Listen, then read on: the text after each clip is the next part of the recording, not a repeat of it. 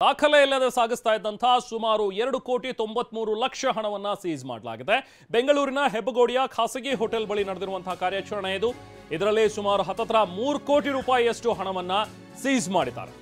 ಚುನಾವಣಾಧಿಕಾರಿಗಳು ಬೆಂಗಳೂರಿನ ಹೆಬ್ಬಗೋಡಿಯ ಖಾಸಗಿ ಹೋಟೆಲ್ಗೆ ರೇಡ್ ಮಾಡಿದಂತಹ ಸಂದರ್ಭದಲ್ಲಿ ಸಿಕ್ಕಂತಹ ಹಣ ಇದು. ಹೆಬ್ಬಗೋಡಿ ಪೊಲೀಸರು ಗಸ್ತು ತಿರುಗ್ತಾ ಇದ್ದಂತಹ ವೇಳೆ ಈ ಹಣ ಲಭ್ಯವಾಗಿದೆ. ಸೆಕ್ಯೂರಿಟಿ ಗಾರ್ಡ್ ಇಲ್ಲದೆ ಸಿಎಂಎಸ್ ಏಜೆನ್ಸಿ ವಾಹನದಲ್ಲಿ ಇಟ್ಟಿದ್ದಂತಹ ಹಣ ಇದು. ಸಿಎಂಎಸ್ ಏಜೆನ್ಸಿಗೆ ಸೇರಿದ ವಾಹನದಲ್ಲಿ ಈ ಹಣವನ್ನು ಸಾಗಿಸ್ತಾ ಇದ್ರು. ಖಚಿತ ಮಾಹಿತಿಯನ್ನು ಪಡೆದಿದ್ದಂತಹ ಚುನಾವಣಾಧಿಕಾರಿಗಳು ಅಲ್ಲಿಗೆ ಹೋಗಿ ಭೇಟಿ ಕೊಟ್ಟು ರೇಡ್ ಮಾಡಿದಂತಹ ಸಂದರ್ಭದಲ್ಲಿ ಈ ಹಣವನ್ನು ಜಪ್ತಿ ಮಾಡಿದ್ದಾರೆ. ಹೆಬ್ಬಗೋಡಿಯ ಹೋಟೆಲ್ ಒಂದರ ಬಳಿ ಸಿಎಂಎಸ್ ವಾಹನ ಒಂದು ನಿಂತಿತ್ತು. ಅನುಮಾನಗೊಂಡಂತಹ ಅಧಿಕಾರಿಗಳು ಹೋಗಿ ಪರಿಶೀಲನೆಯನ್ನು ಮಾಡಿದ್ದಾರೆ. ಆಗ ಸುಮಾರು 3 ಕೋಟಿ ರೂಪಾಯಿಯಷ್ಟು ಹಣ ಇಲ್ಲಿ ಲಭ್ಯವಾಗಿದೆ.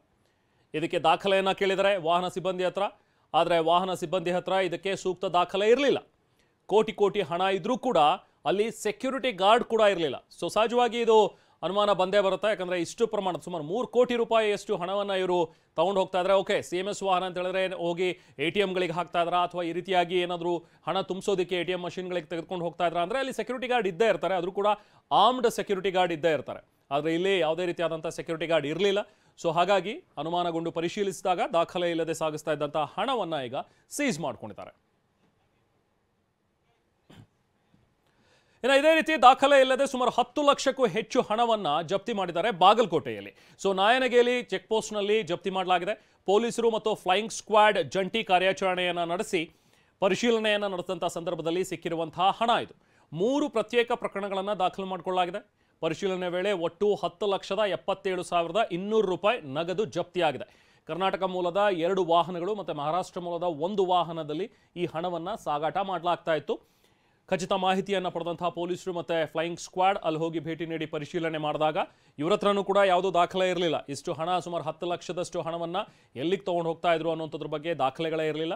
ಸೊ ಹಾಗಾಗಿ ಈಗ 2 ವಾಹನಗಳನ್ನು, 2 ಕರ್ನಾಟಕ ಮೂಲದ 2, ಮಹಾರಾಷ್ಟ್ರ ಮೂಲದ 1 ವಾಹನ, ಸೊ ಆ 3 ವಾಹನಗಳನ್ನು ಜಪ್ತಿ ಮಾಡ್ಕೊಂಡಿದ್ದಾರೆ. ಜೊತೆಗೆ ಹಣವನ್ನು ಕೂಡ ಸೀಸ್ ಮಾಡಿದ್ದಾರೆ. ಒಂದು ಕಡೆ ಹೆಬ್ಬಗೋಡಿ ಬೆಂಗಳೂರಿನ ದೃಶ್ಯಗಳನ್ನು ನೋಡ್ತಾ ಇದ್ದಾರೆ. ಸೊ 3 ಕೋಟಿ ರೂಪಾಯಿಯಷ್ಟು ಹಣವನ್ನು ಇಲ್ಲಿ ಸೀಸ್ ಮಾಡಿದ್ದಾರೆ. ಮತ್ತೊಂದು ಕಡೆ ನಾಯನೇಗಲಿ ಅಂದರೆ ಇದು ಬಾಗಲಕೋಟೆಯ ನಾಯನಗೇಲಿ ಚೆಕ್ ಪೋಸ್ಟ್. ಸೊ ಇಲ್ಲಿ ಸುಮಾರು 10,77,000 ರೂಪಾಯಿಯಷ್ಟು ಹಣವನ್ನು ಜಪ್ತಿ ಮಾಡಿದ್ದಾರೆ.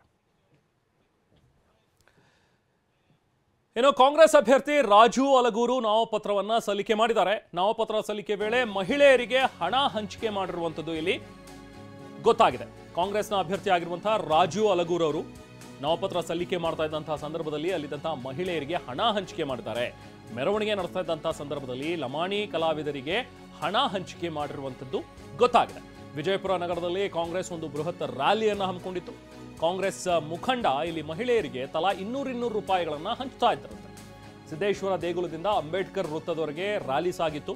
ಈ ರೋಡ್ ಶೋನಲ್ಲಿ ಸಚಿವ MB ಪಾಟೀಲ್ ಹಾಗೆ ಸಚಿವ ಶಿವಾನಂದ ಪಾಟೀಲ್ ಕೂಡ ಭಾಗಿಯಾಗಿದ್ರು.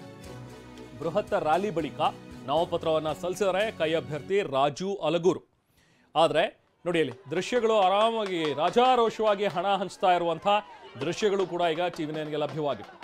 200 ರೂಪಾಯಿ ನೋಟನ್ನು ಹಂಚ್ತಾ ಇರುವಂಥ ಅಭ್ಯರ್ಥಿ ನೇರ ನೀತಿ ಸಂಹಿತೆಯ ಉಲ್ಲಂಘನೆ. ಸೊ ಈಗ ಈ ದೃಶ್ಯಗಳನ್ನು ಆಧರಿಸಿ ಚುನಾವಣಾಧಿಕಾರಿಗಳು ಏನು ಕ್ರಮಗಳನ್ನು ಕೈಗೊಳ್ತಾರೆ ಅನ್ನುವಂಥದ್ದನ್ನು ನಿರೀಕ್ಷಿಸ್ತಾ ಇದ್ದೀವಿ.